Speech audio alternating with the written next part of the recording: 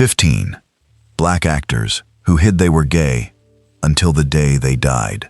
A man who organized the March on Washington was erased from history for who he loved. A voice that sold over 35 million records died without ever saying one true sentence about his heart. A dancer who changed the world begged his doctor to lie on his death certificate. 15 black legends. 15 secrets so heavy they never left their lips. Not in a single interview, not on any stage, not even in their final hours. Some hid to survive. Some were silenced by the very world they helped change. And one went to his grave making sure the truth died first. Stay until the very end, because that last story will stop you cold. And subscribe to Secret Celebrity Stories. These are the lives nobody dared tell. James Baldwin. Most artists of his generation guarded their hearts. James Baldwin opened his on the page for the whole world to read. Born in Harlem on August 2, 1924, the eldest of 9 children under a stepfather who barely tolerated him, he sailed for Paris in 1948 at the age of 24, desperate to breathe somewhere the double burden of his skin, and his desire did not strangle him. Distance gave him a courage he could not locate at home. Go Tell It on the Mountain arrived in 1953, Notes of a Native Son in 1955, and then, in 1956, a slender and fearless novel titled Giovanni's Room, about 2 men who fall in love in a foreign city. His publisher pleaded with him to abandon it, convinced it would finish his career before it began. He released it regardless, and readers still reach for it today, generations after the warning was proven wrong. What sets Baldwin apart from nearly everyone here is that he refused to disappear.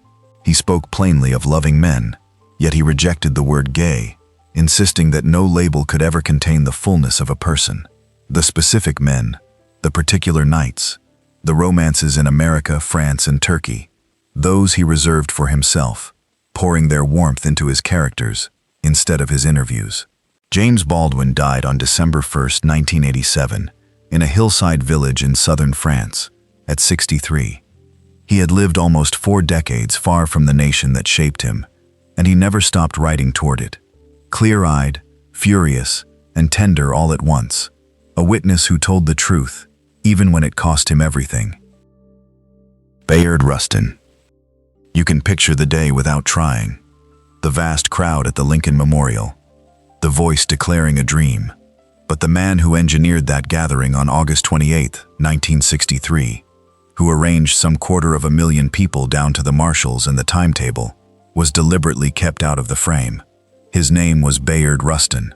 Raised a Quaker in Westchester, Pennsylvania, after his birth on March 17, 1912, he became perhaps the sharpest organizer the freedom struggle ever produced. He schooled a young Martin Luther King Jr. in the discipline of nonviolence, and helped sketch the blueprint for the rides through the segregated South before the country knew their name. And he loved men openly, at a moment when that openness could be sharpened into a weapon.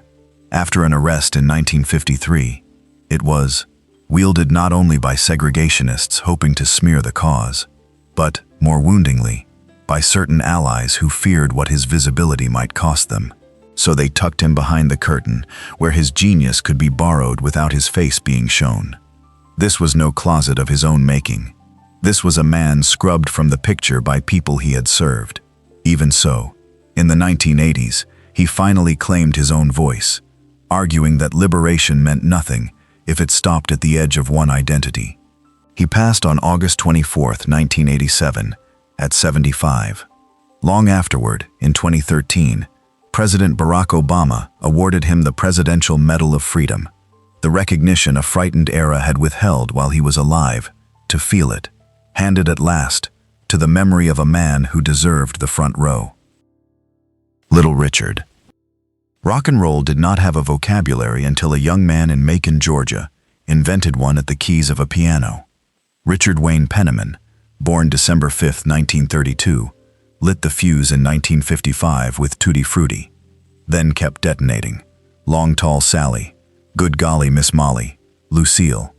He pounded those keys standing up, wailed in falsetto, wore makeup no man on a stage had dared, and pulled white and black teenagers toward the same dance floor, while segregation still ruled the land. and the law kept them apart nearly everywhere else. But the flamboyance that thrilled crowds had wounded him at home. His father expelled him from the house as a boy for who he was, a rejection that festered for life.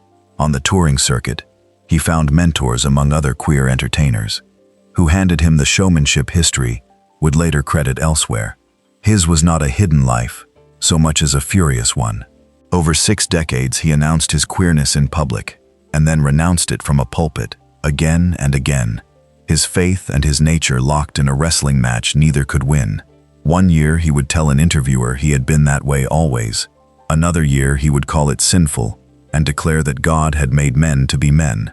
He never reconciled the two halves of himself, and perhaps that unhealed split was the engine roaring beneath every record he made. Little Richard died on May 9, 2020, at 87, the architect of a sound that remade the century, still at war, in his final years, with the very self that had made him immortal. Alvin Ailey. He handed black dancers a stage when the grand American theaters pretended they had no business there. Alvin Ailey entered the world on January 5, 1931, in Rogers, Texas, into hardship, drifting town to town across the South beside his mother, absorbing the church, the sorrow, and the stubborn endurance of his people. In 1958, he built a company in New York City to be a refuge for black artists who had been offered almost none. 2 years later, he choreographed Revelations, set to spirituals, a work the troupe estimates has reached tens of millions of viewers in more than 70 nations, among the most performed pieces in the art form's history.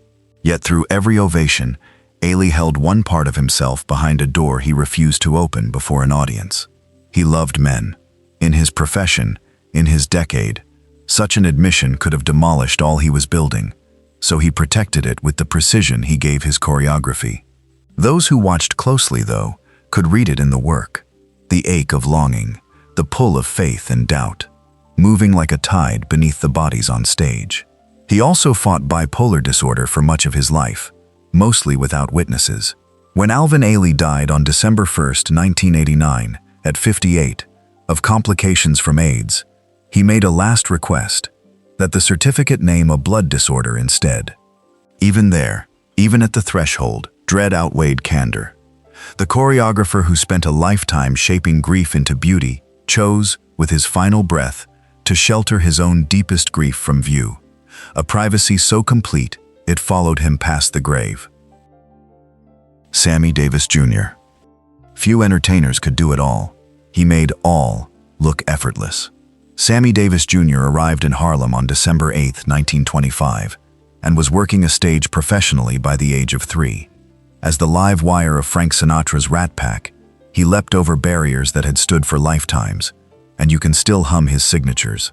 Mr. Bojangles, the Candyman, What Kind of Fool Am I? A 1954 car crash took his left eye. Soon after, he embraced Judaism, a faith he wore proudly in the open. In 1960, his wedding to actress Mae Britt detonated outrage, since much of the country still criminalized a marriage like theirs. But one corner of himself he never illuminated. Teen idol Paul Anka, writing in his 2013 memoir, recounted that Davis had spoken to him candidly about being bisexual, describing a man who, away from the cameras, simply pleased himself without apology.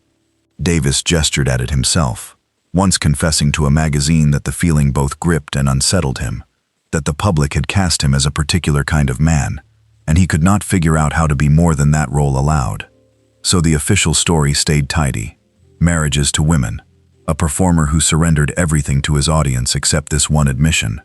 Sammy Davis Jr. died of throat cancer on May 16, 1990, at 64. He bequeathed the world one of the most dazzling careers show business has ever produced, and a piece of himself preserved only in the recollections of the handful he let close enough to know it, spoken among friends and never for the crowd. Luther Vandross. There are singers, and then there is the velvet of Luther Vandross, the sound of a dimmed room and a slow turn across the floor. Born on Manhattan's Lower East Side on April 20, 1951, he became New York's most requested background vocalist long before his own face was famous, lending harmonies to David Bowie and a parade of stars. Then Never Too Much topped the R&B chart in 1981, and the romance kept coming. More than 35 million records sold, 8 Grammy Awards, and in 2004, Song of the Year for Dance with My Father, a ballad almost impossible to hear with dry eyes. Here, fairness matters more than drama. Vandross never settled the question that trailed him for decades. Pressed about it in 2001, he answered not with confirmation or denial, but with a closed door, telling the interviewer, in his own gracious yet unmistakable way, to leave his life alone. He once explained that he would neither admit nor reject the rumors, because a denial would feel like a surrender he declined to make. After he was gone, his cherished friend Patti LaBelle suggested he had stayed quiet to spare his mother and the women who adored him, but that was her telling, offered in affection, not a statement from his own lips, and the distinction deserves honoring. A massive stroke struck him in April 2003, and he never fully came back, slipping away on July 1, 2005, at 54. He sang us every kind of love there was, except, it seems, the verse about himself, which he chose, deliberately and to the last, to keep unwritten in public. Ethel Waters. Before the icons you grew up naming, one woman walked through the door ahead of them all.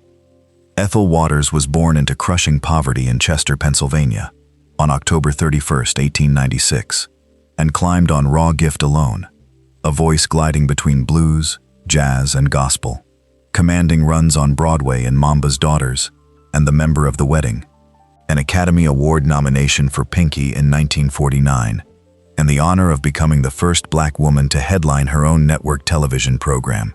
Her career stretched across 5 decades and more, yet beneath those performances lay a chapter she never narrated aloud. During the 1920s, she shared a tender and close companionship with a dancer named Ethel Williams. Friends nicknamed the pair the Two Ethels, and scholars who later studied the period describe a bond that ran far past friendship. Waters wed men 3 times, not one union held, and none, by her own admission, delivered the contentment she pursued. Her tie to Williams endured as one of the most significant attachments of her years, and one she sealed in total quiet, because for a black woman in that age, already shouldering bigotry and an industry built to exclude her, a single added exposure was unthinkable. Late in life, she turned wholeheartedly toward religion, singing gospel and joining Billy Graham's crusades, folding the earlier seasons softly out of sight. Ethel Waters left this world on September 1, 1977, at the age of 80. She cleared a trail every black woman in entertainment has traveled since, and she carried the private architecture of her heart away with her, unexplained and unjudged, exactly as she intended. Donny Hathaway. Certain performers feel so much that a single sustained note can crack your chest open. Donny Hathaway was that rare. Born in Chicago on October 1, 1945, and reared in St. Louis by a gospel-singing grandmother, he was steeped in melody before he could read a word. He studied at Howard University, then streaked through the industry like something burning too bright, arranging, producing, and singing with a depth that earned comparison to the finest of his time. The catalog endures: The Ghetto, This Christmas, A Song for You, Someday We'll All Be Free, and the duets with Roberta Flack that climbed to the summit of the charts. But the artist behind that beauty bore a crushing private load. Hathaway lived with grave mental illness, diagnosed with paranoid schizophrenia, and hospitalized repeatedly across the 1970s, waging battles no measure of talent could quiet. And here, integrity must steer us, because the tidy version of his story simply is not the honest one. Donny Hathaway never made any public statement about his orientation. There exists no confession, no documented partner, no proof, only one ambiguous sentence in a record executive's memoir, and faint, unverified speculation from a few acquaintances that he might have quietly wrestled with questions the church world he loved left no space for. That is the entire record. We will not manufacture what he never offered. On January 13, 1979, Donny Hathaway died after a fall from a New York hotel, at just 33. Whatever weighed on him, he bore it without words. And the most respectful thing we can do is let that quiet remain quiet, rather than fill it with inventions. Paul Winfield. In 1972, a soft-spoken, dignified actor rewrote the record books. With his quietly shattering turn in Sounder, opposite Cicely Tyson, Paul Winfield became the first black man nominated for the Academy Award for Best Actor in a leading role. Born in Los Angeles on May 22, 1939, he assembled one of the most admired bodies of work in American performance across 5 decades: film, theater, and television, eventually claiming an Emmy in 1995. But the central relationship of his existence never surfaced in a single conversation with the press. For nearly 30 years, he quietly built a home with an architect named Charles Gillen Jr., a bond the people around them understood, while the public heard not a syllable. In a time when a leading man's appeal to female audiences could decide his livelihood, the calculation was merciless. Discretion was self-preservation. One episode reveals the price he paid. On the Sounder set, Winfield admitted to Cicely Tyson that he loved men, and rather than recoil, she welcomed him into her own home, a refuge from a society that would not have forgiven him. They stayed close until his final days. When Charles Gillen died in 2002, Winfield mourned a partner of 3 decades with no public language for the loss, no notice to declare what they had meant to one another. Grief rendered invisible. Paul Winfield died of a heart attack on March 7, 2004, at 64. He and Charles rest beside each other to this day. It is a final declaration without a single spoken word, etched in stone, of everything the two of them were never permitted to announce while they breathed. Sherman Hemsley. For 11 seasons, he convulsed a nation with laughter as the brashest, proudest figure on television.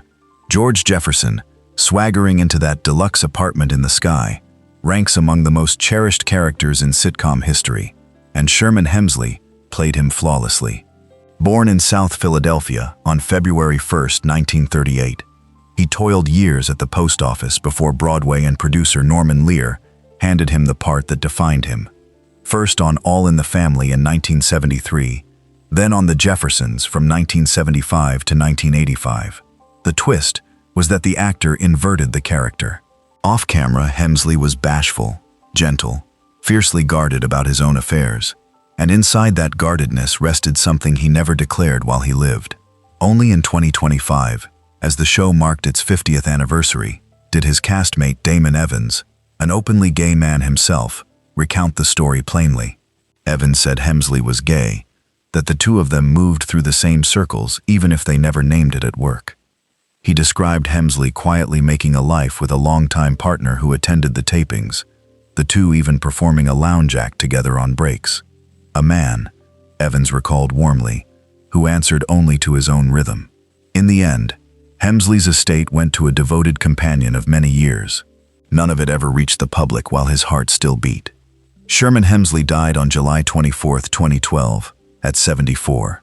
He spent a career drawing belly laughs as a character who concealed nothing, all while shouldering his own undeclared reality with a stubborn, unfussy grace that those closest to him understood long before the rest of us did. Phyllis Hyman. Her voice could halt a conversation mid-sentence, stately, towering, a contralto cradling each note as though it might shatter. Phyllis Hyman ranked among the most gifted vocalists this country produced, and among the most undervalued. Born in Philadelphia on July 6, 1949, and raised in Pittsburgh, she earned her place the long way, through nightclub sets and session work, until Norman Connors featured her on You Are My Starship in 1976, and ears finally turned. Broadway embraced her in Sophisticated Ladies, and in 1991, her album The Prime of My Life went gold and delivered a #1 R&B hit at last. But behind that towering instrument ran a life more tangled than admirers realized. A 2007 biography disclosed that Hyman shared a meaningful, on and off connection with a woman over roughly 7 years, though it must be said plainly that she never adopted a label for herself, and the book is careful to respect that. The relationship was genuine. Like all of her interior world, it stayed far from the public gaze. What few could perceive was the scale of her suffering, bipolar disorder, depression, an anguish that grew heavier than any applause could lighten. On the morning of June 30th, 1995, hours ahead of a scheduled show at the Apollo, Phyllis Hyman was discovered unconscious in her apartment, and she died that afternoon at 45, mere days before her 46th birthday. The recognition she earned arrived too late to warm the stage while she stood on it. This account touches on suicide. If you are struggling, please reach toward someone you trust or a local helpline. Your life holds worth. Raymond St. Jacques.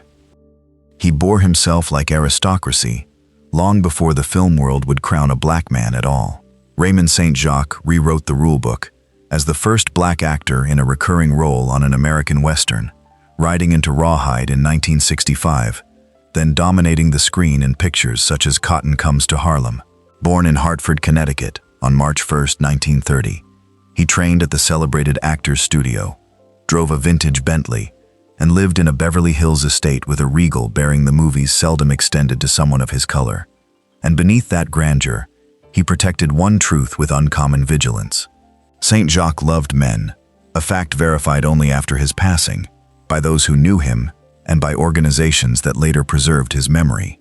For years, his companion was a striking young model whom he presented to the world as his adopted son, a familiar face in the dazzling nightlife of the era. It emerged, once both men were gone, that the young man had never been his son but his partner, given the family surname as a shield. That partner died of AIDS-related illness in 1984, and St. Jacques never publicly spoke of what they had been to each other. When his own health collapsed in 1990, the announcement cited cancer of the lymph glands. He died on August 27, 1990, at 60, and only afterward was the genuine cause, complications from AIDS, acknowledged. Even past death, the cover story stood firm. Here was a man who lived his entire visible life without once being free to name the devotion that filled his private hours, magnificent and unspeakable in equal measure. Howard Rollins. Some gifts shine so fiercely that watching them fade feels like a personal bereavement, even from a distance. Howard Rollins possessed that kind of light. In 1981, his performance in Ragtime drew an Academy Award nomination, among the year's very finest, and he followed it with A Soldier's Story, before stepping into Detective Virgil Tibbs on the much-loved series In the Heat of the Night. Born in Baltimore on October 17, 1950, he was a classically trained craftsman whose road seemed certain to stretch long and bright. What unfolded instead became one of the softer heartbreaks of his generation. Honesty insists on caution here. Rollins never publicly described himself as gay, and a great deal of what circulated about his private affairs surfaced afterward, sourced from friends and from tabloids rather than from any word he himself offered. What the record genuinely confirms is the cost of a split existence. One self-staged for the cameras, another lived out of sight. Through the late 1980s, addiction tightened its grip, severe enough that the program eventually removed his character, a public injury his career never healed from. By the mid-1990s, he was diagnosed with AIDS-related illness, and he discussed neither his health nor his heart, retreating into the same quiet that had shadowed him for years. Howard Rollins died on December 8, 1996, at only 46. Whatever the complete truth of the life behind the roles, he elected never to voice it, and that unvoiced weight, more than any award or any character, may be the part of him that lingers most insistently in the memory of those who admired him. Jermaine Stewart. The irony lands almost too softly to bear. In 1986, a graceful, fashionable young singer named Jermaine Stewart released We Don't Have to Take Our Clothes Off, a sweet and defiant appeal to slow down and treasure the heart above the body. It climbed to number 5 on the Billboard Hot 100 and won affection on both sides of the ocean. And the man who urged the world to stay clothed never removed the protective layer he wore in public either. Born William Jermaine Stewart in Columbus, Ohio, on September 7, 1957, he got his footing dancing on Soul Train, where friendship steered him toward the group Shalimar, and then a solo career in London. His presence was tender and stylish, gentler than the harder R&B acts surrounding him, and listeners across several countries adored him. Many who recall that decade hold him as one of the few openly tender, queer-presenting black pop figures of his moment. Though, to be precise, Stewart kept his personal life nearly entirely to himself, and seldom, if ever, claimed a label aloud. He simply lived as he lived, and let the rest go unsaid. He died on March 17, 1997, at 39, of AIDS-related illness. Then came the detail that reveals how the world treats those it will not name. For 17 years, his grave lay without any marker at all. Not until 2014 did an admirer, a stranger who merely loved the music, finally pay for a headstone. Unnamed in death, as he had been urged toward invisibility in parts of his life, until kindness, belatedly, carved his name where it belonged.